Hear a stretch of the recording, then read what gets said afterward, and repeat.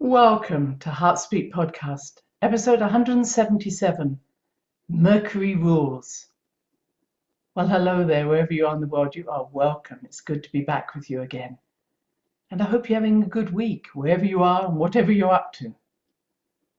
I thought this week we would talk about Mercury and its ability to be the messenger of the gods, to move between the worlds. And Mercury is at present just moving from Capricorn into Aquarius. Aquarius, as you know, I've spoken about this, the ability to see the bigger picture, the ability to synthesize information. And so when Mercury is in Aquarius, those aspects of ourselves are lit up, our ability to stand back, to synthesize, maybe even become a little detached from our emotions, so that we can make clear decisions rather than just reactive ones. And Mercury, as I say, is the great winged god. Wings on his feet, wings on his head. And really this idea was the ability to communicate. And I'm noticing there's not a lot of communication happening at the moment. Seems to be more of dictating ideas rather than listening. And I would just like to remind everybody that communication means a two-way conversation, communion, the ability to find a common place of unity. But if we don't listen to anybody else, we can't find that place. And so I am putting out a message that not only do we need to communicate with our own higher self, our own inner self, with our body, with nature, but maybe we also could teach a few of our leaders about listening to their populace. Very valuable rule when Mercury is in Aquarius. But this change from Mercury being in Capricorn going into Aquarius also allowed my wonderful mercurial mind to become more active. So I want to share with you today 5 different thoughts that have been going through my mind, or literally 5 different pieces of information that have come my way that I think are very relevant to the future. And Aquarius is very much about looking to the future. What is the best thing we can do for the future of not just an individual, but for the community?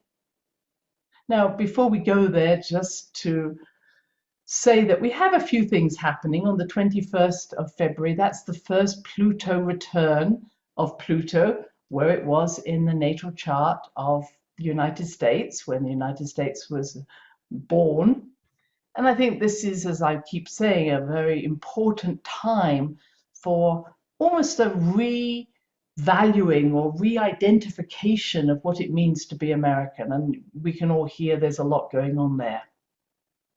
And then beyond that, we have a few events that are happening in the world at the beginning of March that I just really wanted to bring up. So Mercury is conjunct Saturn on the 2nd of March. We have a new moon in Pisces on the 1st of March. But that Mercury conjunct Saturn is really about formulating new ways we wish to live. So this, as we've seen, is not just about reaction. It's not just about saying, this is not working. We need communication now. This is what I'm saying. I'm fed up of seeing parents choosing to come before a school board, or doctors coming before a medical board, or someone else coming before a political board or a cabinet, whatever we might call it, and not being heard. We need to actually level the playing field. We need no more people sitting on a platform or in a place that is alienated from the rest and saying, we're listening, when they're really not. So to me, this Mercury-Saturn conjunction is saying, this needs to stop. If we've chosen you as a leader, or if we've chosen you to be in this particular role, it is not your part to dictate, it's your part to listen. It's your part to consider all the options. And if you're not able to do that, then it's time to leave that position. because the great wise elders of the indigenous people in the past knew how to listen. They spoke very little, but they knew how to listen, and based on everything they received, they created a voice for the people, and people listened. So I see this Mercury-Saturn coming together really important for this. We have, as I say, this new moon in Pisces, which is about connecting us more fully, as I always say, to our unity consciousness, and that's really important, to our creativity, our unlimitedness. And the interesting thing is, I think that when that happens, we're also connecting to this April the 12th, Neptune and Jupiter coming together in Pisces, which is really, yes, a very creative spiritual time, but it's also recognizing that we are unlimited.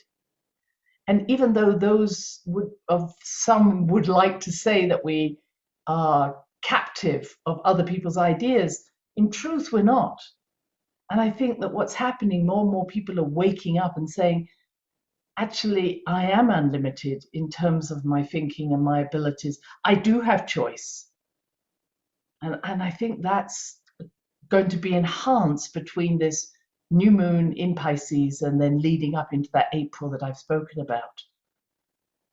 I hear people saying, I don't know where this is coming from, but I believe this to be true, or I know this. This is what we're talking about, this openness to new ideas, not just, oh, I've got a new idea that I'm going to bring into being.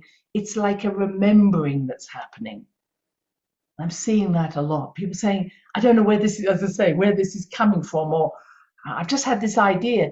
It's not a new idea, it's an old idea that's being given the space to develop and manifest. So if that's happening for you, bring it on. Whatever's coming into our minds at this moment, this is really a rich, fertile land for us to develop our ideas, but also to develop ourselves. What is it inside us that is waiting to be born? This is its time.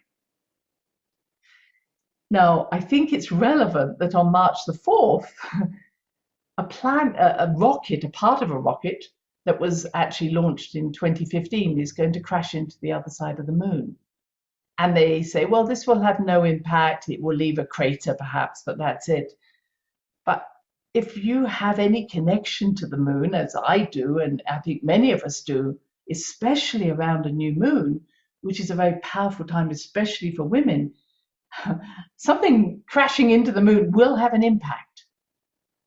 So just be ready between that 1st and 4th of March for something, or maybe even beyond that 4th of March, to feel those reverberations emotionally, to feel what's happening to our beautiful planet connection to the moon. They have this beautiful unification that goes on. So there's this wonderful synthesis and symbiosis between the moon and the earth. And when something crashes into it, this could be an issue. We can't just keep saying we can put things up in the sky and nothing's going to happen if they happen to land on anybody. There are always consequences. So it's an active time around that beginning of March. And not negatively, but I feel that there's going to be a much more concerted effort to bring about real change rather than just feeling upset because things aren't changing. And I so appreciate everybody's efforts up to now. But something really has to change in a much larger way, not just, as I say, somebody saying, okay, come and talk to me, but I'll take no notice of what you say. And so we now move on to my subject matters. And they're in no particular order, they're just interesting points that I've been seeing. First one, I think, is about renewable energy. So, of course, there's a great interest in green energy, sustainable energy, renewable energy, whatever you want to call it, wind, wave, solar. But the big issues, apart from, I could look at other issues that we have, but the big issues are that, as my husband explains, it's not possible or it's very difficult to store these energies. whereas there's always been ways of storing petrochemical products, and hence we have instant electricity or instant gas, whatever you're looking for. That's been arranged for decades now. So now we're in a situation of how do you store solar and how do you store wind? Now, some of you may have solar units, and you do know you have batteries where it can be stored for a time.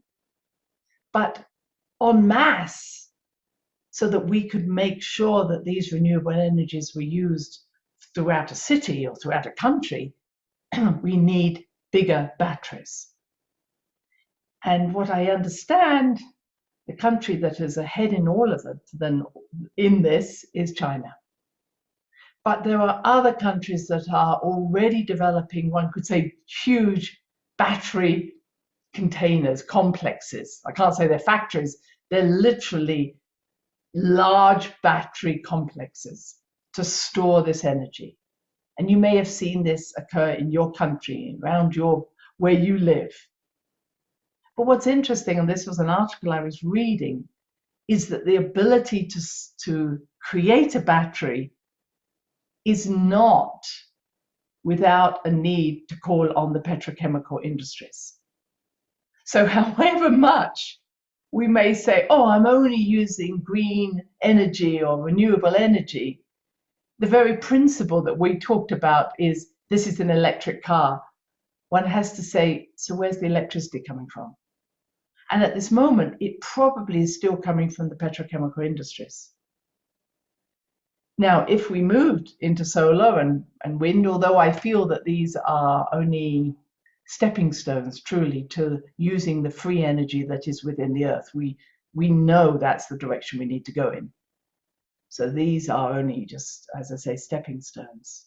And I would like us to actually move fully into understanding the energy within the earth, as Tesla understood. But in the meantime, we're having to store these renewable energies within a battery. Now, what is a battery? A battery is made up of a cathode and an anode, and the electrical current flows between the two. So that what really is happening is the cathode itself is using cobalt, nickel, manganese, and lithium. That's main minerals that go into a cathode. And we have to be thinking, and copper maybe, and we have to be thinking, where are these things coming from? And so I believe that lithium comes mainly from from Chile, Tibet, and Australia. And we get most of our cobalt from the Congo.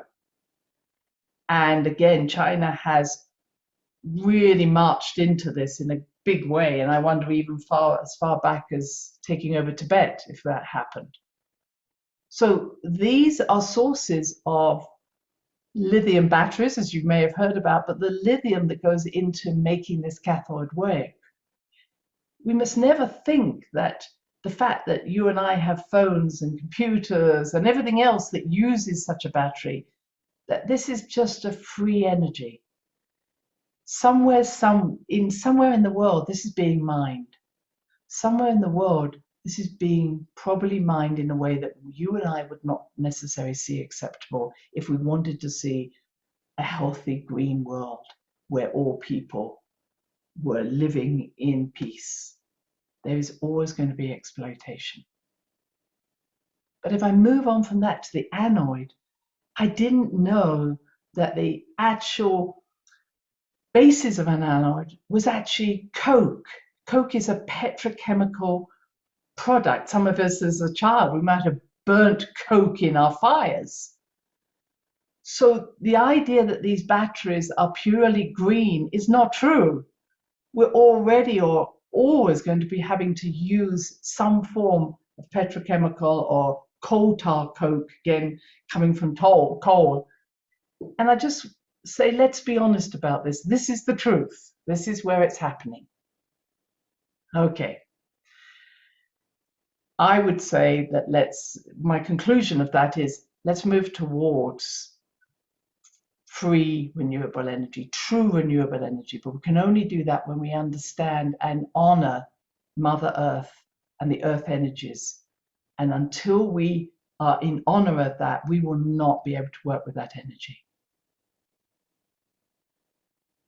Now, at that point, I can say to all of you, thank you for signing up for my Earth Energies introduction. And I really am excited to be able to produce and promote this library of videos that I've created, because it's very exciting for me, because so much is going on in the Earth at the moment. And this ability to use free energy, truly renewable energy, is very exciting for me. And the next level that I want to talk about is plasma. Now, I've been looking at plasma for about a year or two now, where we're understanding that instead of it just being dark energy, dark matter, that makes up probably 90% of our universe as we see it, we're actually understanding that that dark energies could also be called plasma, ether, chi, ku. It has many names, but it is almost the connecting energy between what we would say are the minerals, the atoms, so that around me is ether, around me is plasma, and that the me that I might say is solid is still made up of a lot of plasma, and only a little bit of what we may say is carbon, silica, oxygen, nitrogen. So I have a lot of space in me. Still weighs a lot, but still space. And all around me is that space, that ether, that plasma. And what's exciting, and I'll be sharing this more and more within our Earth Mysteries, is how the elementals, the light beings, the spirit world uses that plasma to imprint itself onto the world to become something that we may see as a fairy or an elf or a tree or an animal or a human. And then it knows how to kind of pull itself back and dissolve out of that space so it disappears. And we too are made up of that plasma. We know how to manifest through intention and through finding the right frequency so that we create our reality. But the military have also been using this knowledge. And what the military have done is to, you could say, superheat gas until it becomes plasma. That's the way I describe it. So just as you might add heat to ice and it becomes water, and then you add heat to water and it becomes gas, if we add heat to gas, it becomes plasma. And the military are using this ability, this plasma that they produce, to actually increase their communication, decrease their ability to be seen on radar, increase their ability to mask themselves, increase their speeds. And this is all just coming to light now as documents are becoming available. And the whistleblower, or the person who is sharing this, is saying many a time when someone has seen an orb of light, or maybe a cigar-shaped UFO, or lights that seem to disappear and appear, it has been part of the military's process, even though they have denied this. So their ability to use plasma, you could say, is far advanced on what we think. And I want to say we need to wake up to the fact that if you've seen it in a film as a possibility, it's already happened. That probably around the 1940s, certainly around the time of Roswell, 1947 onwards, there was a huge download of information from the ET world to our military, to various parts of our population, and that technology is being used. So even though we might say, wow, time travel or anti-gravity, or all of these things are already possible. And when we're looking at whether UFOs are real or whether or not that means that we have contact with star beings, I believe we do. I believe we do have contact. In fact, I think many of us are star beings already. But please don't get lost in the idea that everything we see has to be of an extraterrestrial nature. Almost what I would say is, if you can see it, it probably isn't extraterrestrial. because I believe the extraterrestrials who are here with us on this planet don't need flashing lights or any of that to be able to maneuver between one world and another. So there's one more of my ideas. There's two of them down. My next one is about, I'm coming back to dear old COVID.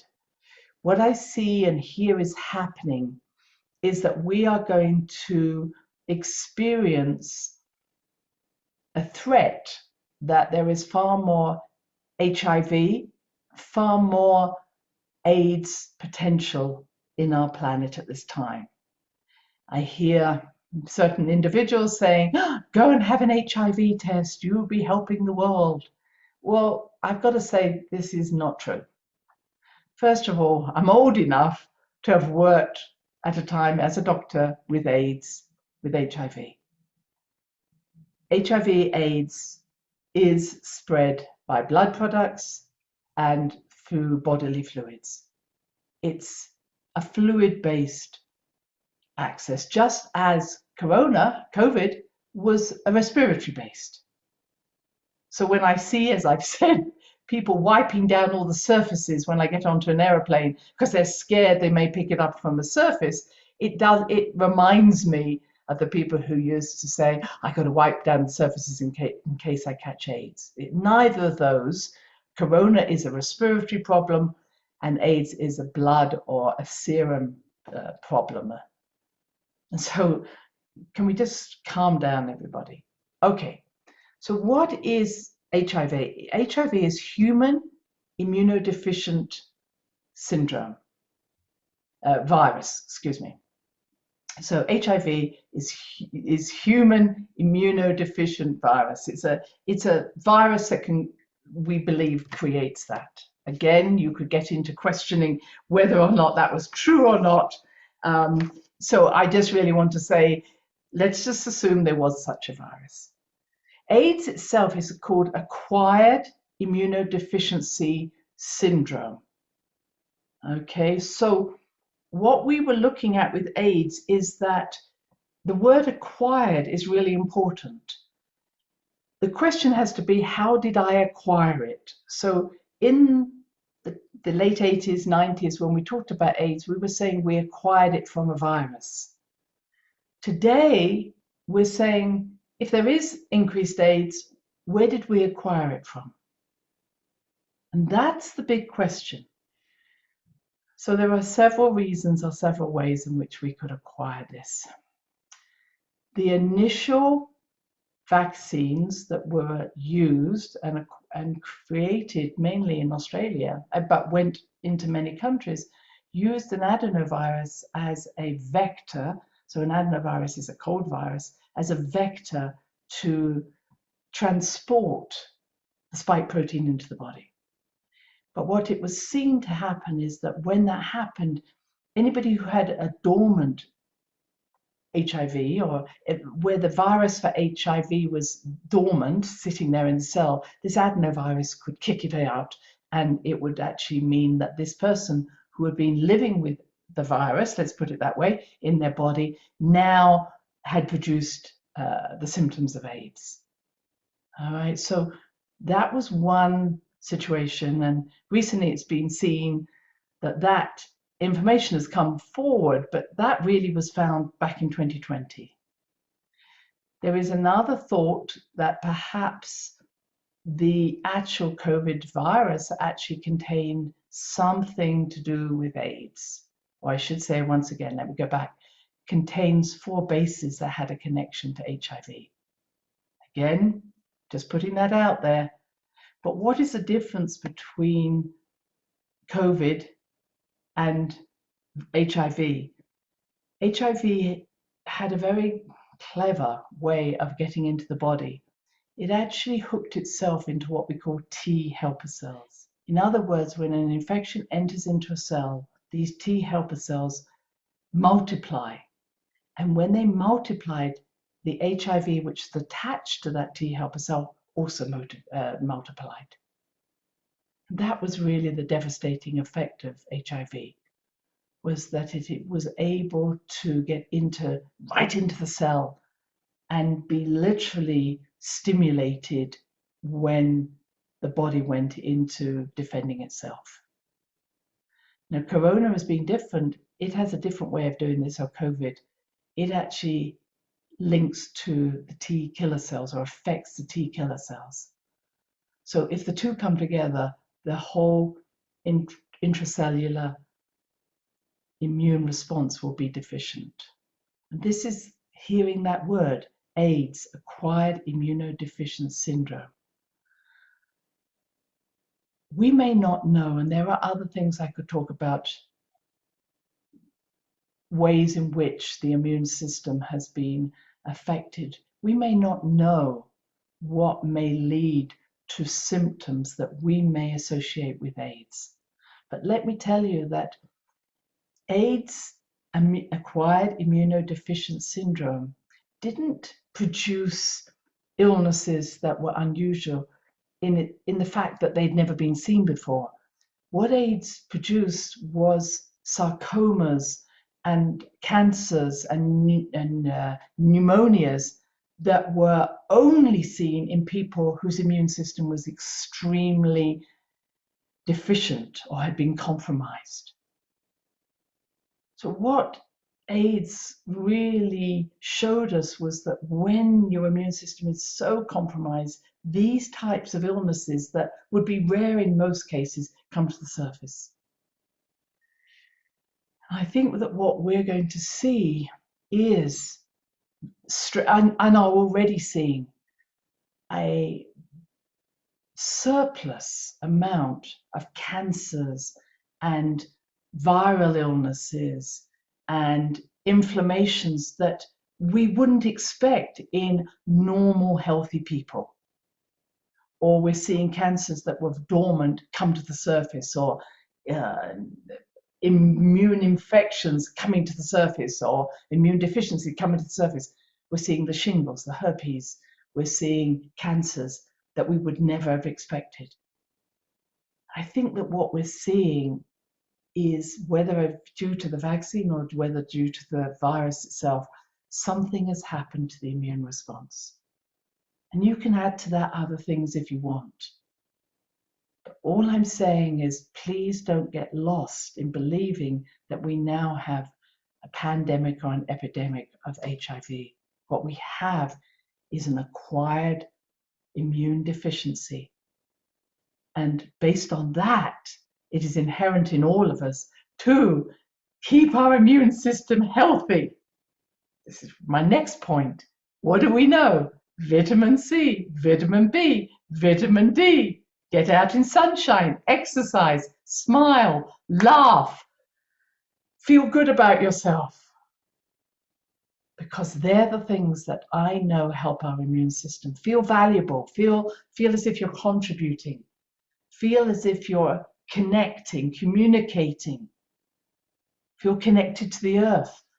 Allow your energy to expand into those earth energies. The greatest way of reducing our immune response here and now are fear, helplessness, and the sense that we don't know where we're going. And there's been plenty of that going on. Taking back our power, making choices that are healthy for us, even if they're just in this moment. Oh, I can breathe. I can do this. Keeps our immune system healthy. That sense of I, when we lose that sense of I, and we only think of them and us, or I am not important, they have the answers, we've lost our immune system. And loving ourselves and liking who we are really healthy. And when we get sick, if we get sick, please look to first aid measures immediately. We've been conned to believe that we should wait until we're sick. That's illogical.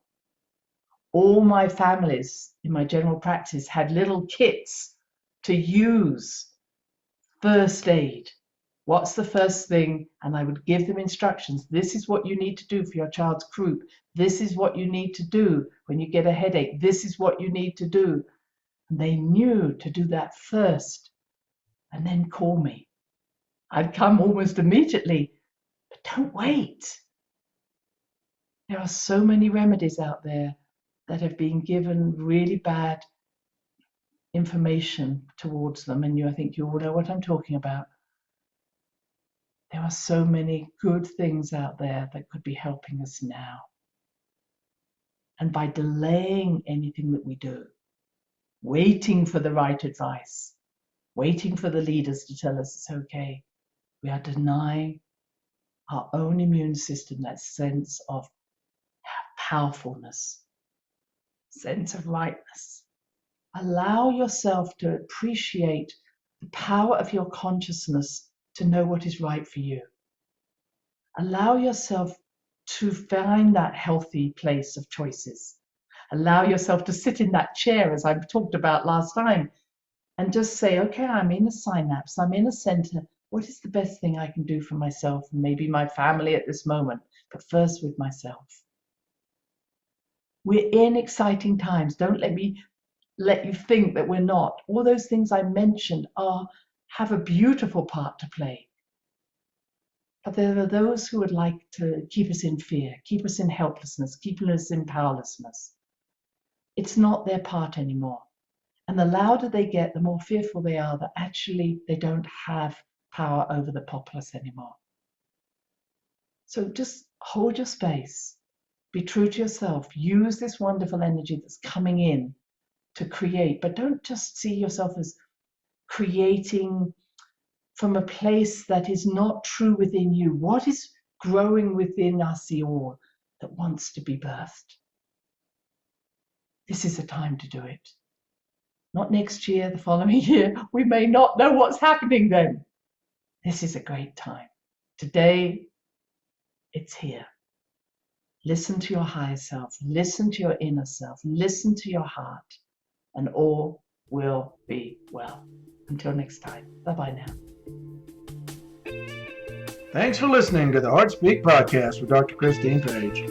Please check out all HeartSpeak episodes in the podcast archive section on www.christinepage.com. HeartSpeak is also available on iTunes, Spotify, Google Podcasts, Sticher Radio, and now playing on Amazon Music and iHeart Radio. You can also watch the archive podcast on Christine's channel, on YouTube, and now on Rumble. Connect with Christine on Instagram, LinkedIn, and Facebook, including her newest Facebook group, The Great Mother Calling. Do share with family, friends, colleagues. Join us next time for another edition of HeartSpeak.